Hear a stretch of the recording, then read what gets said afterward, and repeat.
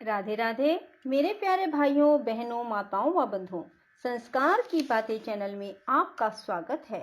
बंधुओं, आज मैं आपको सुनाने जा रही हूँ जेठ मास में सुनी जाने वाले पद्म पुराण की कथा। बंधुओं, जेठ मास भगवान विष्णु को उतना ही प्रिय है जैसे कि वैशाख मास और कार्तिक मास। बंधुओं, जेठ मास में जल का दान और चंदन के दान की बहुत अधिक महत्ता है। बंधुओं, कहा जाता है जो ज्येष्ठ मास में जल का दान, चंदन का दान करता है उसे अक्षय फल की प्राप्ति होती है। बंधुओं, ज्येष्ठ मास में पद्म पुराण की कथा अवश्य सुने। बंधुओं, भगवान विष्णु आपसे प्रसन्न होकर आपकी हर मनोकामना पूरी करेंगे। बंधुओं, यदि आपने हमारे YouTube चैनल को अब तक सब्सक्राइब नहीं किया तो जरूर करें और बेल आइकन दबाना ना भूलें ताकि आपको हमारी आने वाली सभी वीडियोस की जानकारी सबसे पहले हो सके।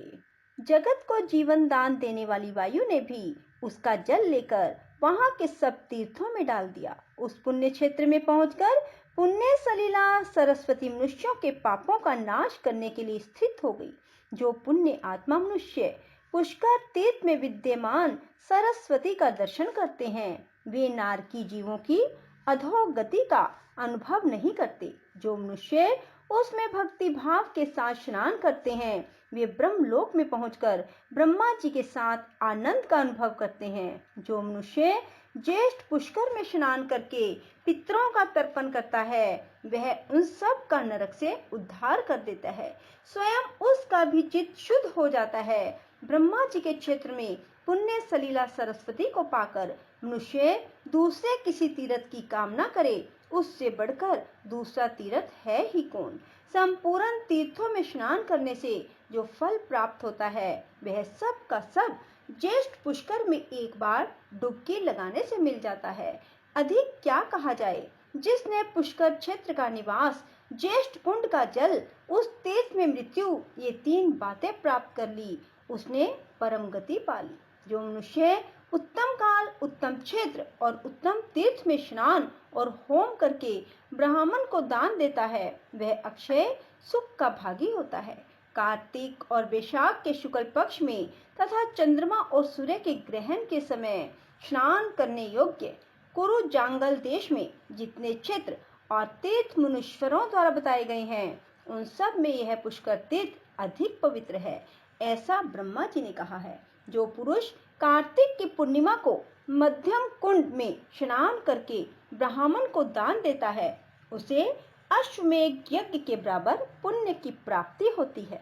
जो मनुष्य ब्राह्मण को उत्तम अगहनी का चावल दान करता है वह अग्निलोक में जाता है, वहां 21 पीढ़ियों के साथ रहकर श्रेष्ठ फल का उपभोग करता है। इसलिए पुरुष को उचित है कि वह पूरा प्रयत्न करके पुष्कर तीर्थ की प्राप्ति के लिए वहां की यात्रा करने के लिए अपना विचार स्थिर करे। पुण्यमयी सरस्वती नदी संसार में सुलभ है किंतु कुरुक्षेत्र, प्रभास क्षेत्र और पुष्कर क्षेत्र में तो वह बड़े भाग्य से प्राप्त होती है, अतः वहां इसका दर्शन दुर्लभ बताया गया है। सरस्वती तीर्थ इस भूतल के समस्त तीर्थों में श्रेष्ठ होने के साथ ही धर्म, अर्थ, काम और मोक्ष इन चारों पुरुषार्थों का साधक है।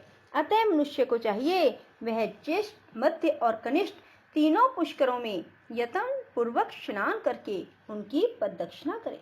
इसके बाद पवित्र भाव से प्रतिदिन पितामह का दर्शन करें। ब्रह्मलोक में जाने की इच्छा रखने वाले पुरुष को अनुलोम क्रम से अर्थात क्रमशः ज्येष्ठ, मध्यम और कनिष्ठ पुष्कर में तथा विलोम क्रम से अर्थात कनिष्ठ, मध्यम और ज्येष्ठ पुष्कर में स्नान करना चाहिए। इसी प्रकार वह उक्त तीनों पुष्करों में किसी एक में या सब में नित्य स्नान करता रहे। पुष्कर क्षेत्र में 3 सुंदर शिखर और 3 ही स्तोत्र हैं। वे सब के सब पुष्कर नाम से प्रसिद्ध हैं। उन्हें ज्येष्ठ पुष्कर, मध्यम पुष्कर और कनिष्ठ पुष्कर कहते हैं। जो मन और इंद्रियों को वश में करके सरस्वती में स्नान करता और ब्राह्मण को एक उत्तम गौ दान देता है वह शास्त्रीय आज्ञा के पालन से शुद्ध चित्त होकर अक्षय लोगों को पाता है। अधिक क्या कहे, जो रात्रि के समय भी स्नान करके महायाचक को धन देता है, वह अनंत सुख का भागी होता है। पुष्कर में तिलदान की मुनि लोग अधिक प्रशंसा करते हैं तथा कृष्ण पक्ष की चतुर्दशी को वहां सदा ही स्नान करने का विधान है। पुष्कर वन में पहुंचकर सरस्वती नदी के प्रकट होने की बात बताई गई। अतः अब वह पुनः अदृश्य होकर वहां से पश्चिम दिशा की ओर चली। पुष्कर से थोड़ी ही दूर जाने पर एक खजूर का वन मिला, जो फल और फूलों से सुशोभित था। सभी ऋतुओं के पुष्प उस वनस्थली की शोभा बढ़ा रहे थे। वह स्थान मुनियों के भी मन को मोहने वाला था। वहां पहुंचकर नदियों में श्रेष्ठ सरस्वती देवी पुनः प्रकट हुई। वहां वे नंदा के नाम से तीनों लोकों में प्रसिद्ध हुई। एक बार की बात है, पृथ्वी पर प्रभंजन नाम से प्रसिद्ध एक महाबली राजा हुए। एक दिन वे उस वन में मृगों का शिकार खेल रहे थे। उन्होंने देखा एक झाड़ी के भीतर मृगी खड़ी है। वह राजा के ठीक सामने पड़ती थी। प्रभंजन ने अत्यंत तीक्ष्ण बाण चलाकर मृगी को बींध डाला। आहत हरिणी ने चकित होकर चारों ओर दृष्टिपात किया, फिर हाथ में धनुष बाण धारण किए राजा को खड़ा देख वह बोली, ओ मूढ़, यह तूने क्या किया? तुम्हारा यह कर्म पाप पूर्ण है। मैं यहाँ नीचे मुंह किए खड़ी थी और निर्भय होकर अपने बच्चे को दूध पिला रही थी। इसी अवस्था में तूने इस वन के भीतर मुझ निरपराध हरिणी को अपने वज्र के समान बाण का निशाना बनाया। तेरी बुद्धि बड़ी खोटी है, इसलिए तू कच्चा मांस खाने वाले पशु की योनि में पड़ेगा। इस कंटक अकीर्ण वन में तू व्याघ्र हो जा। मृगी का यह शाप सुनकर सामने खड़े हुए राजा की संपूर्ण इंद्रियां व्याकुल हो उठी। वे हाथ जोड़कर बोले, कल्याणी, मैं नहीं जानता था कि तू बच्चे को दूध पिला रही है। अनजाने में मैंने तेरा वध किया, अतः मुझ पर प्रसन्न हो। मैं व्याघ्र योनि को त्याग कर पुनः मनुष्य शरीर को कैसे प्राप्त करूं? अपने इस शाप के उद्धार की अवधि तो बता दो। राजा के ऐसे कहने पर मृगी बोली, राजन, आज से 100 वर्ष बीतने पर यहाँ नंदा नाम की एक गऊ आएगी। उसके साथ तुम्हारा वार्तालाप होने पर इस शाप का अंत हो जाएगा। कुल सत्य जी कहते हैं, मृगी के कथन अनुसार राजा प्रभंजन व्याघ्र हो गए। उस व्याघ्र की आकृति बड़ी ही घोर और भयानक थी। वह उस वन में काल के वशीभूत हुए मृगों, अन्य चौपायों तथा मनुष्यों को भी मार मार कर खाने और रहने लगे। वह अपनी निंदा करते हुए कहता था, हाय, अब मैं पुनः कब मनुष्य शरीर धारण करूंगा? अब से नीच योनि में डालने वाला ऐसा निंदनीय कर्म महान पाप नहीं करूंगा। अब इस योनि में मेरे द्वारा पुण्य नहीं हो सकता। एकमात्र हिंसा ही मेरी जीवन वृत्ति है। इसके द्वारा तो सदा दुख ही प्राप्त होता है। किस प्रकार मृगी की कही हुई बात सत्य हो सकती है? जब व्याघ्र को उस वन में रहते 100 वर्ष हो गए, तब एक दिन वहां गौओं का एक बहुत बड़ा झुंड उपस्थित हुआ। वहां घास और जल की विशेष सुविधा थी। वहीं गौओं के आने में कारण हुई। आते ही गौओं के विश्राम के लिए बाड़ लगा दी गई। ग्वालों के रहने के लिए साधारण घर स्थान की व्यवस्था की गई। गोचर भूमि तो वहां थी ही। इसका पड़ाव पड़ गया, सबका पड़ाव पड़ गया। वन के पास का स्थान गौओं के रंभाने की भारी आवाज से गूंजने लगा। मतवाले गोप चारों ओर से उस गौ समुदाय की रक्षा करते। गौओं के झुंड में एक बहुत ही हष्टपुष्ट संतुष्ट रहने वाली गाय थी। उसका नाम था नंदा। वही उस झुंड में प्रधान थी। उसके आगे निर्भय होकर चला करती थी।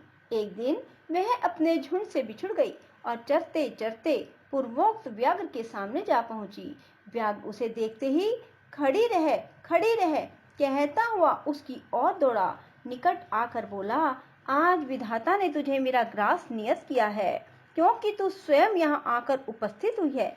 व्याघ्र का यह रोंगटे खड़े कर देने वाला निष्ठुर वचन सुनकर उस गाय को चंद्रमा के समान कांति वाले अपने सुंदर बछड़े की याद आने लगी। उसका गला भर आया। वह गदगद स्वर से पुत्र के लिए हुंकार करने लगी। उस गौ को अत्यंत दुखी होकर क्रंदन करते देख व्याघ्र बोला, अरे गाये, संसार में सब लोग अपने कर्मों का ही फल भोगते हैं। तू स्वयं मेरे पास आ पहुंची, इससे जान पड़ता है तेरी मृत्यु आज ही नियत है। फिर व्यर्थ शोक क्यों करती हो? अच्छा, यह तो बता, तू रोई किस लिए? व्याघ्र का प्रश्न सुनकर नंदा ने कहा, व्याघ्र, तुम्हें नमस्कार है। मेरा सारा अपराध क्षमा करो। मैं जानती हूँ तुम्हारे पास आए हुए प्राणी की रक्षा असंभव है, अतः मैं अपने जीवन के लिए शोक नहीं करती। मृत्यु तो मेरी एक ना एक दिन होगी ही, किंतु मृगराज, अभी नई अवस्था में मैंने एक बछड़े को जन्म दिया है।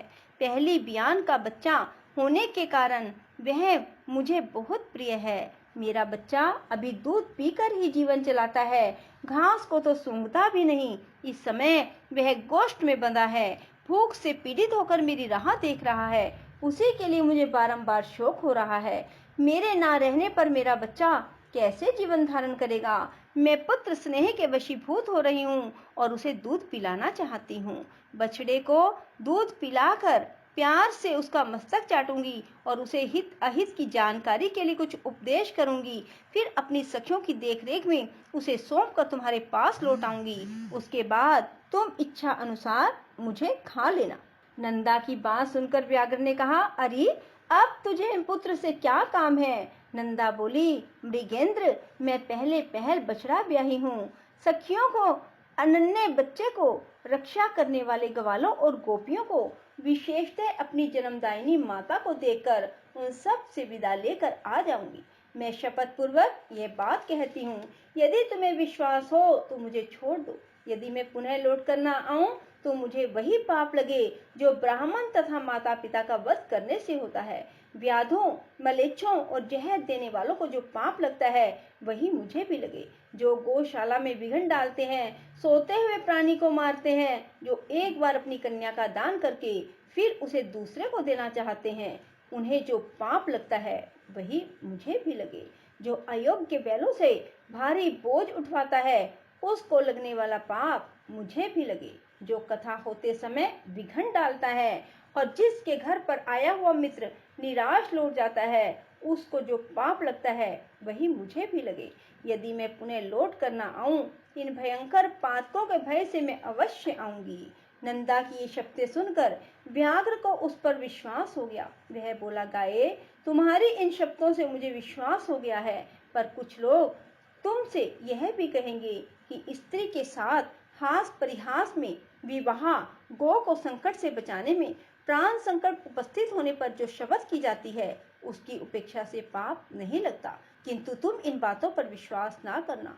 इस संसार में कितने ही ऐसे नास्तिक हैं जो मूर्ख होते हुए भी अपने को पंडित समझते हैं। वे तुम्हारी बुद्धि को क्षण भर में भ्रम में डाल देंगे।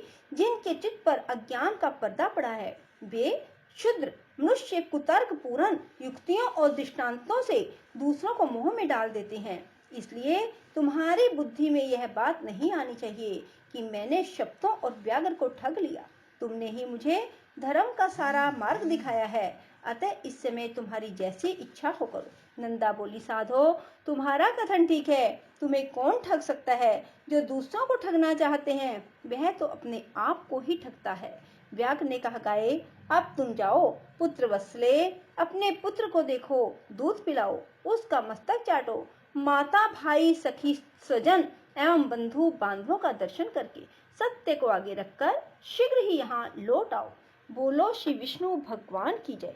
राधे राधे। जय श्री कृष्णा। बंधुओं, यदि आपको हमारी कथा पसंद आए तो इसे लाइक करें और अपने रिश्तेदारों और बंधुओं को भी शेयर करें ताकि उन्हें भी कथा को सुनने का पुण्य प्राप्त हो। धन्यवाद।